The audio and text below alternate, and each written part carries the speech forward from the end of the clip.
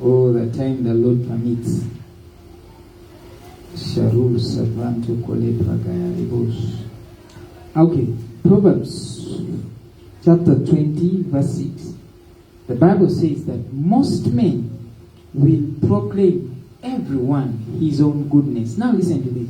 That most men, there is just a thing in men, that they will simply, everyone proclaim their own goodness. But the Bible says, but a faithful man, who can find? But a faithful man, who can find? In the generation where everyone is just speaking of their greatness, everyone is speaking of how prayerful they are, everyone is speaking how they are fasting, how they are giving, how they are sowing, how they are not being self-centered, how they are sacrificing the Lord for the kingdom of God. The Bible says, but a faithful man, who can find? Let me tell you, children of God, every one of us, because of the call upon our lives, everyone, you realize sometimes that you feel like, no, I should pray more. For the call that is upon my life, I should pray more. I should study the word more. I should read the word more. I should give more.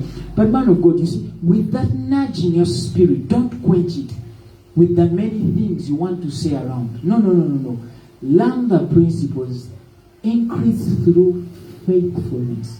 Because if you're faithful with 1 hour of prayer, the Lord yields more grace for you to be faithful in 2 hours of prayer. You do not need to be a self-proclaimed prophet. You don't need to be a self-proclaimed apostle or a deep revelator of truths. No. A faithful man, who can you find? So one time, I sat down to ask my friends, but I told them, honestly, sit down, examine yourself. Leave alone this foolishness of everyone wanting to go around and seeing angels. I'm talking to angels. Yes, I know in our time, the activity of angels has increased. And child of God, as long as you're listening to me, do not miss out to encounter angelics, because they are spot on and the activity of angelics has increased and intensified like never before. Spiritual encounters and experiences have intensified in the church like never before. So don't miss out on this. And also don't try to fake. One man of God told me, don't fake what can be made real. You see, you can have these spiritual encounters and experiences every other day. You don't need to lie. You don't need to prove to any man that you're deep. You don't need to prove to any man that you're praying a lot. You don't need to prove to any man, you see, that you're sacrificing a lot. The kingdom of God, we do not win Christ like that. No. The excellency of the knowledge of Jesus Christ doesn't come like that. It's not a self-proclaimed thing. No. It is a command from the heavenlies that this is my beloved Son, in whom I am well pleased. That's why I always tell people that it's a command for men to hear you. It's a command that the heavens give. It's a command for men to hear you. Heavens proclaim and say, hear ye him. Hear ye him. You do not to first have to lie around for, or because you want to feel amongst men that you're also somehow great. No. It is okay to be faithful in 30 minutes of prayer. And actually, the Lord finds that very much truthful. Let the Lord lift you up. Allow the Lord lift you up. Allow the Lord take you higher.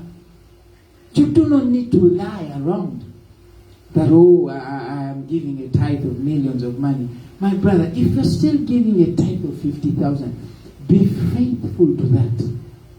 If you still have only 5 people hearing you, be faithful to the 5. One time I told people that while I was at campus, I used to lead one of the very, very biggest fellowships at campus, on KIU Western Campus. And I told them that while we only had 3 members, I preached to them as if I was preaching to the whole of Africa. I preached to them with the best of what I knew. I preached to them with all that I had been taught of the Lord. And we saw when the numbers increased, we knew it wasn't a mistake. It wasn't a mistake. That it had to increase, that every other time we had to shift from rooms. Because it was not a mistake. Be faithful with the 5. When the 100s came, I was faithful with them. When we filled the rooms, I was faithful with that. Praise the Lord Jesus Christ. And even here we know, because I know how it works. It wasn't gotten by mistake. And I know how it works. I still know how it works.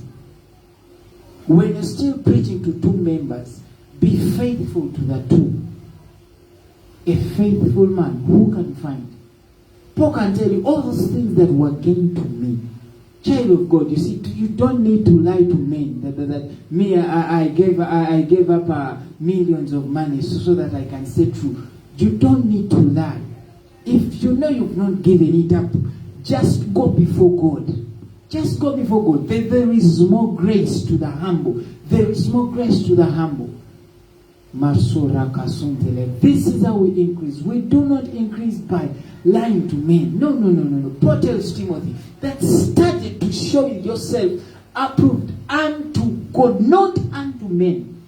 Your approval must be unto God, man of God, woman of God. Your approval must be unto God, not unto men. Study to show yourself approved unto God, a workman that is not ashamed of his own work.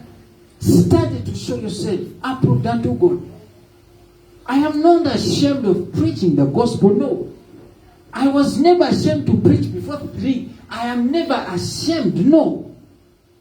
And I was never still ashamed to preach to thousands. I was never ashamed to preach to hundreds. I was never ashamed.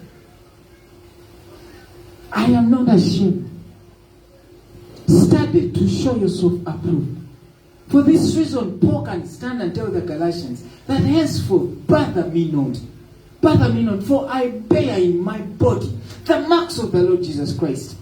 I bear in my body. Because these are the scars that the Lord looks to and the man is elevated. Your scars command authority in the realm of the spirit. Do you understand? Your scars and wounds command authority in the realm of the spirit. This is the reason why the Bible says, by his stripes we were healed. His wounding commanded authority for our healing. His wounding commanded the authority he carries for us to be healed. That is why he's the greatest healer, because he bears the stripes. When he received those stripes, it was for your healing. It was for your healing. The Bible says it was the chastisement of our peace. You see, his chastisement brought him the authority to command peace in your life. Don't be ashamed of your scars. Don't be ashamed of your wounds. No, I don't need to lie that I had a retake or somewhere. No, that's the reason I can stand and preach to someone and tell them, no, you can still rise up. Whether you had retakes, no, you can still rise up and be an excellent doctor. I have never lacked a job. Why? You still walk out of those pains and the scars, and you open them and tell them, you see, these are my scars. I bear in my body,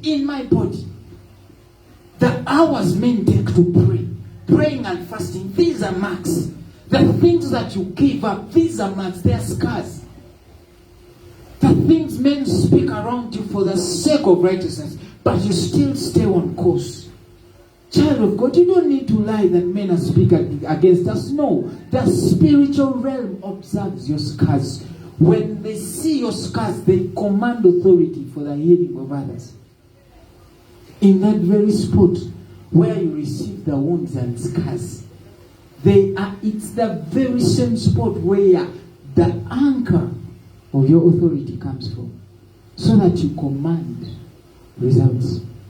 Your scars are the steps for your increase. Your scars, your woundings, they are the anchor for your authority. That men look at you and they ask, but how does this guy do it? And you say, no, there is a track record of my life. There is a track record of my life. Which man has endured being abused, rejected by family, being beaten, rejected of his own? Look at the Lord Jesus Christ. He came to his own and they received him not. You see, they received him not. They rejected him. Their own salvation. He was beaten by his own, crucified by his own. But that very same cross, listen to me, understand this. That very same cross is the cross you come to for salvation. The place where he was hung naked, the place of shame, the place where no one would want to, that place where it's cursed be he that is